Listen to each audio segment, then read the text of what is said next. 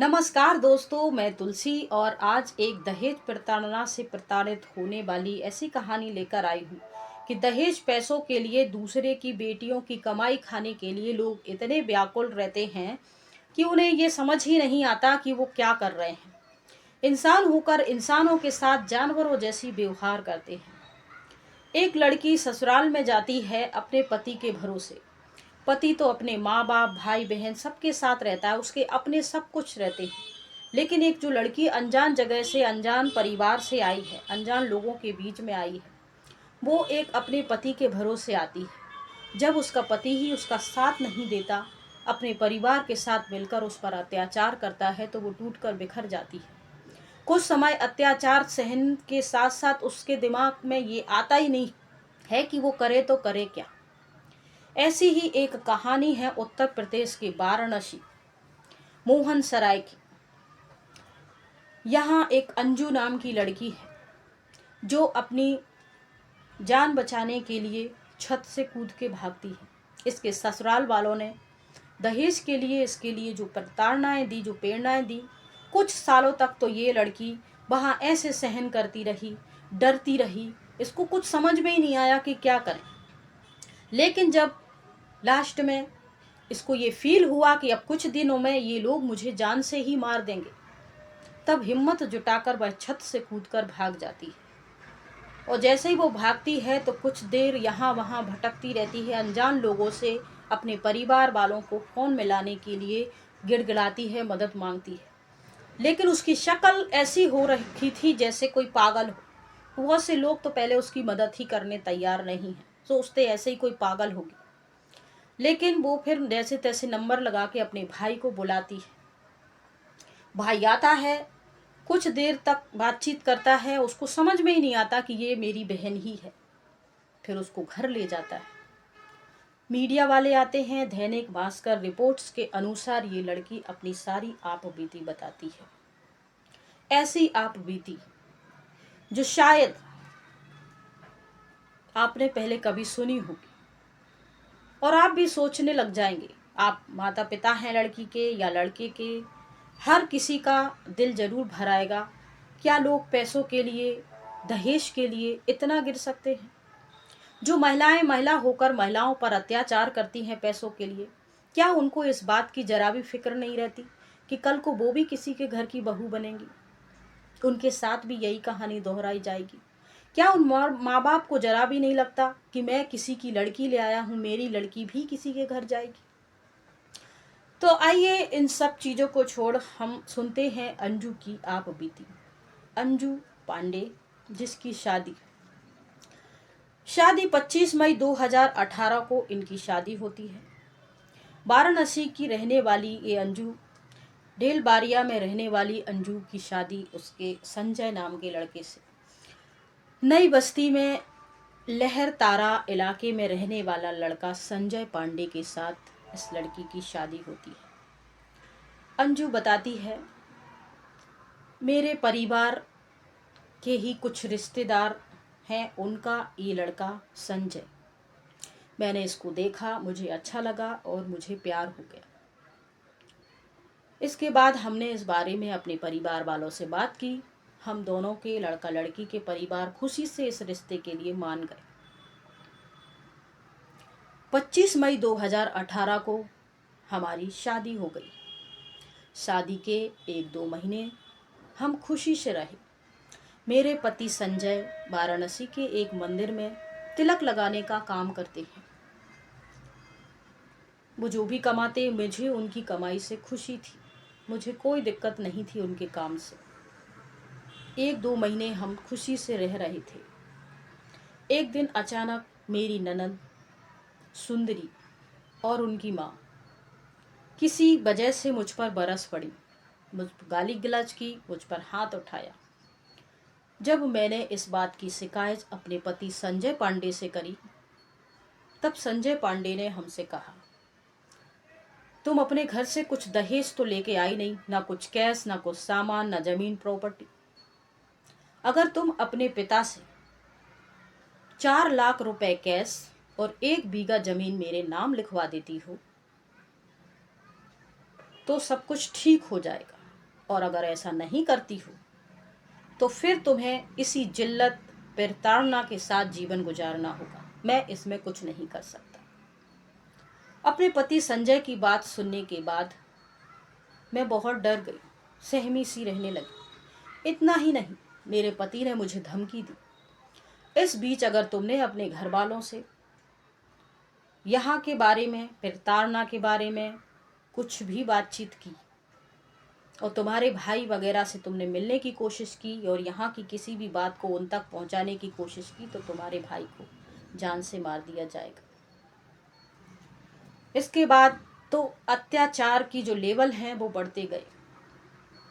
अंजू इस बात को बताने से पहले रो पड़ी, सहम गई, डर गई। मीडिया को बताते हुए वो बता रही थी कि मैं जब भी अपने ऊपर हुए अत्याचार के बारे में सोचती हूँ तो रो पड़ती हूँ, सहम जाती हूँ। मेरी ननद ने, मेरी सास ने इस शरीर का कोई हिस्सा ना छोड़ा जहाँ पर जुल्म ना किए हों, वार ना किए हों। मुझे बहुत तकलीफ दी।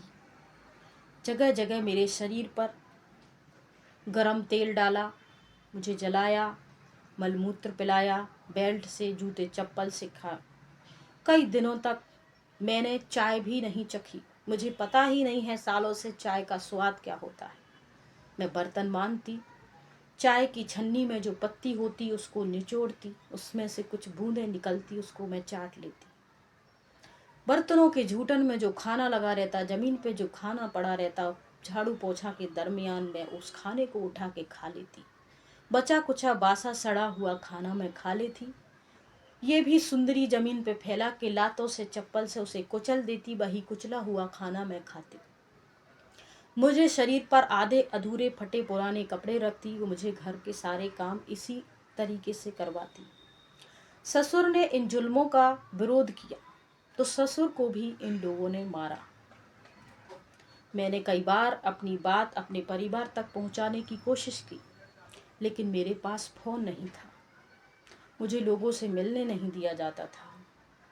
मैं सोचती थी मैं प्रेग्नेंट हो जाऊंगी, माँ बन जाऊंगी तो शायद घर का माहौल ठीक हो जाएगा। 1 दिन, 2 दिन, साल बीत गए। मैं प्रेग्नेंट हो गई। मेरा एक बेटा हुआ, सम्राट पांडे। वो 5 साल का है। बच्चा होने के बाद भी मेरे ऊपर जुल्मों की बरसात रुकी नहीं। मेरे पति ने मेरे साथ और क्रूरता करना शुरू कर दी। उनका जैसे मन करता मेरे साथ आपत्तिजनक संबंध बनाते। इस बीच मेरे यहाँ एक और बेटी हुई। जब मैं गर्भवती होती तो मेरे साथ थोड़ी सी लहजे बसता जाता, मेरे साथ थोड़ी मार पिटाई कम होती थी, लेकिन जुल्मों का सिलसिला रुकता नहीं था। बच्चा होने के बाद मेरी ननद मुझसे बच्चा छीन लेती थी। दूसरी बार मेरे को लड़की हुई। लड़की को उन्हें नहीं छीना, लेकिन लड़के को छीन लिया। और सुंदरी ननद खुद को उस बच्चे की माँ बताती है और मेरे प्रति सम्राट के मन में नफरत भरती। मेरा शरीर पहले ही कमज़ोर था, लड़की भी कमज़ोर पैदा हुई। मैं कहती हॉस्पिटल ले चलो, इसकी दवाई, कुछ इंजेक्शन, कुछ नहीं। जैसे तैसे लड़की 3 साल तक जी। 3 साल के बाद मेरी लड़की मर गई, क्योंकि ना तो उसे इलाज मिला, ना प्रॉपर पोषण, प्रोटीन, कुछ भी मेरी लड़की को नहीं मिला। इसके बाद मुझे एक और बेटा हुआ, युवराज पांडे।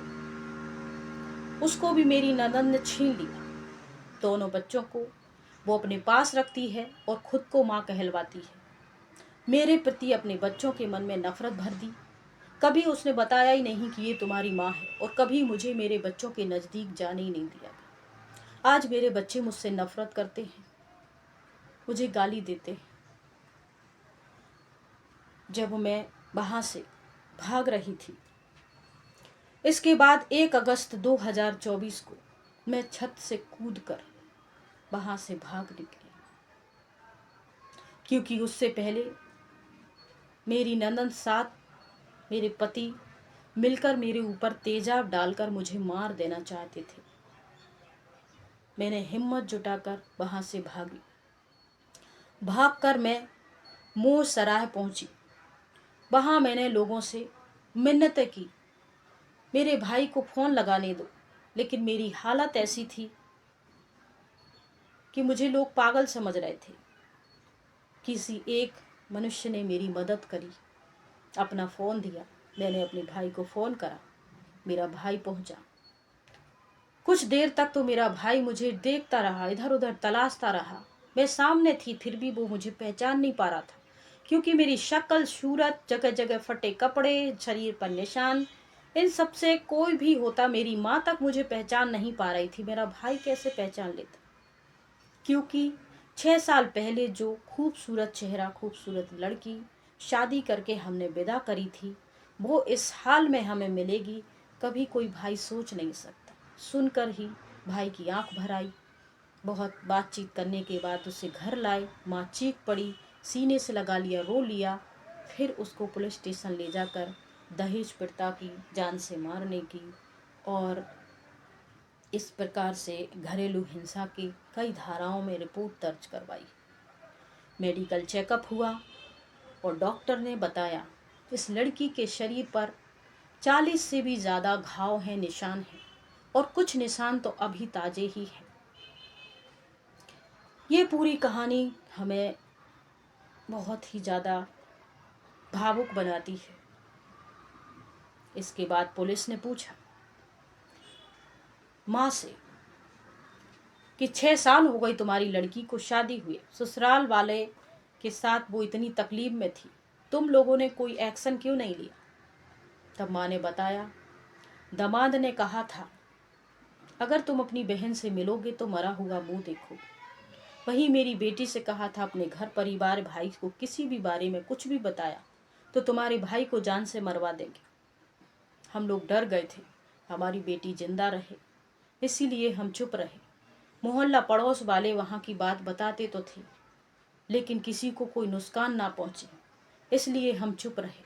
हम जैसे तैसे चाहते थे कि हमारी बेटी वहाँ से निकल आए, उसके बाद हम कुछ कार्रवाई करेंगे। आज हमारी बेटी आई, दरिंदों ने मेरी बेटी के साथ जो कृत्य किया है उसके लिए उनको कड़ी से कड़ी सजा दी जाए। इसके बाद उनके पति संजय पांडे, सुंदरी पांडे, उनकी माँ, तीनों के खिलाफ दहेज प्रताड़ना, मारपीट का केस दर्ज करा गया। तो दहेज के लिए लोग कितना गिर सकते हैं। आदमी की छोड़ो, वो कमाता है टेंशन में दुनिया भर की। एक माँ ही अपने बेटे को अच्छा या बुरा बनाती है। माँ अगर अपनी बेटे के अंदर शुरू से ये भावना भरे कि बेटा तू मेरा बेटा है, मैंने तुझे पाल पोस के बड़ा किया है, तू मेरी आंखों के सामने है, बहू जब तेरी ज़िंदगी में आती है तो मेरा सीना फट जाता है, मैं पराई लड़की को तेरे साथ देकर खुश नहीं रहती हूँ, हमेशा जलन की भावना रखती हूँ।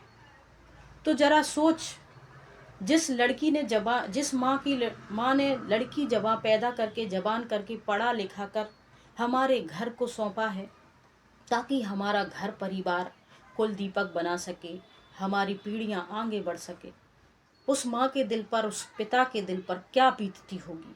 तू ऐसी लड़की का सम्मान करना, कभी भी उसका अपमान मत करना।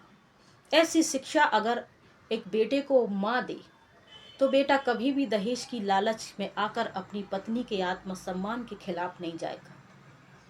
वहीं सास को भी ये ध्यान रखना चाहिए कि वो किसी की लड़की पर अत्याचार कर रही है तो भगवान ने उसको भी लड़की दी है, वो भी कल को विदा होकर दूसरे घर जाएगी, खुदा न खास्ता उसके साथ भी इस प्रकार की घटना होगी तो कैसा लगेगा।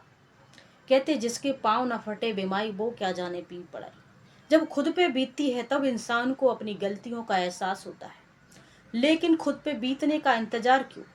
दूसरे की तकलीफों से भी तो हमें कुछ शिक्षाएं लेनी चाहिए। अपनी बेटी को ऐसे इंसानों के जीवन का हिस्सा मत बनाइए जिनका मन लालच से भरा हो। आज रिश्तेदार, पड़ोसी, दोस्त मीठी मीठी बातें करते हैं, हम परख नहीं पाते हैं। जान पहचान होने के कारण हम भावनाओं में बहकर अपने बच्चों की शादी कर देते हैं और नतीजा आज हमारे सामने है। तो इन सब चीज़ों से सतर्क रहिए, सावधान रखिए और हो सके तो पूरी छानबीन, परख के ही अपने बच्चों की शादी कीजिए। जय हिंद, जय भारत।